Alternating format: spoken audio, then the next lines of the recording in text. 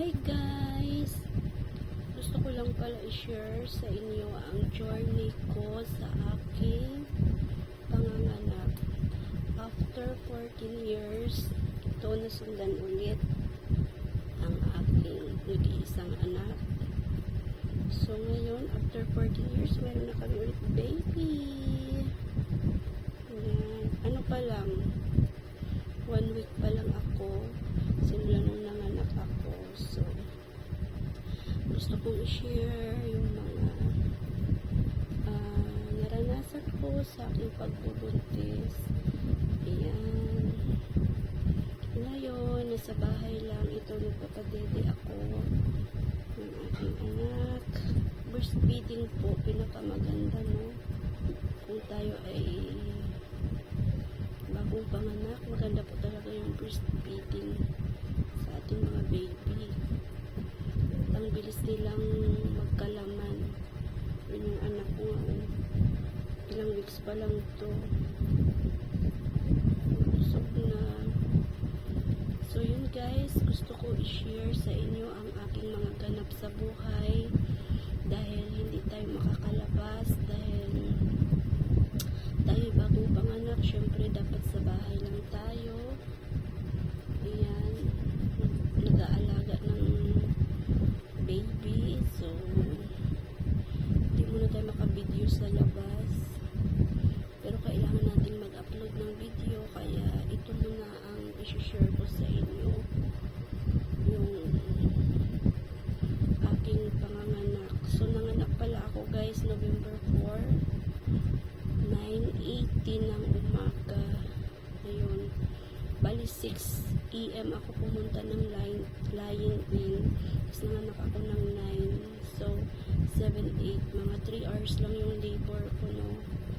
So far hindi po talaga ako nahirapan sa aking panganganak kasi sandali nga lang ako nag-labor. Maganda po talaga guys pag malapit na kayong manganak ay busy kayo, lagi kayong naglalakad, hindi kayo natutulog.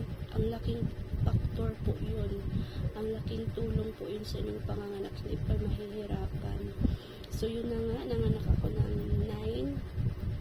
9:18 ng umaga. Then pagkahapon lumabas din kami agad mga 6 PM kasi gusto ko nang umuwi kasi nahirapan ako doon sa lying in.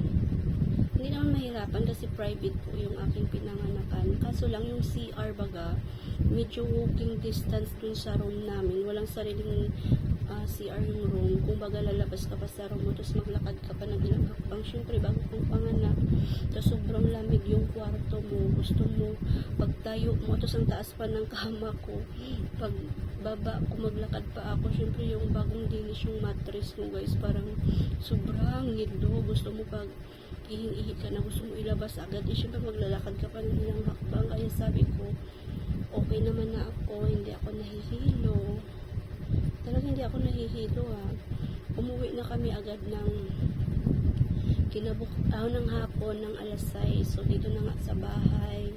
So mas gusto ko rin dito sa bahay kasi parang magagawa mo lahat ng gusto mo, di ba?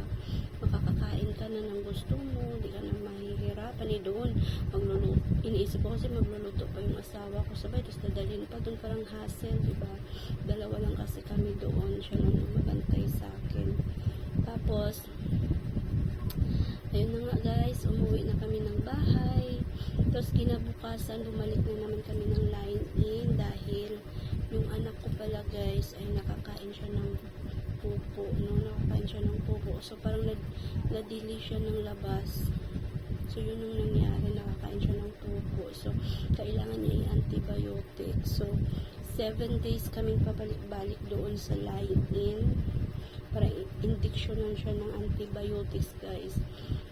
3 injection sa isang araw, 3 beses, 2 sa umaga, tapos 1 sa hapon. Imagine mo yun, pero grabe, ang tapang ng anak ko, hindi siya nilagnat, hindi siya umiiyak sa gabi, talagang ang bait, tulog lang siya ng tulog, hanggang natapos yung 7 days, hindi talaga siya nag-i-NRT, as napaka-thankful ko dahil yung tulog niya, nakikinig sa akin. Ang bait ng bata na to, no? Hanggang ngayon, more than a week na kami. Ganun lang ang ginagawa niya, tulog lang ng tulog. So, nagpapasalamat ako kasi kabaliktaran doon sa panganay ko. Yung panganay ko naman napakaiyakin. Ito naman, napakabait, no? Tulog lang siya ng tulog. So, yun na nga. Nag-antibiotic siya. Balik tayo doon ng 7 days. So, natapos na. Laking pasasalamat ko at hindi na kami bumalik doon sa line-in. Ang next vaccine niya na center na lang ngayong December 6. So, sobrang saya guys. After 14 years na sundan itong maliit na bubuwit. Napaka-cute, no? Ang saya pala pag may baby, no? Sobrang saya talaga ng pakiramdam.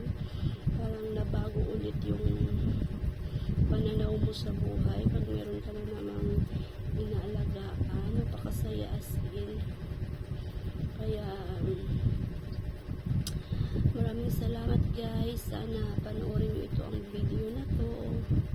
At ito na muna ang magiging update ko sa araw-araw dahil hindi na pwedeng lumabas.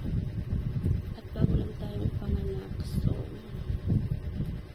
ito na muna ang kwento ng aking buhay, ng aking panganak. Ang i-share ko sa inyo.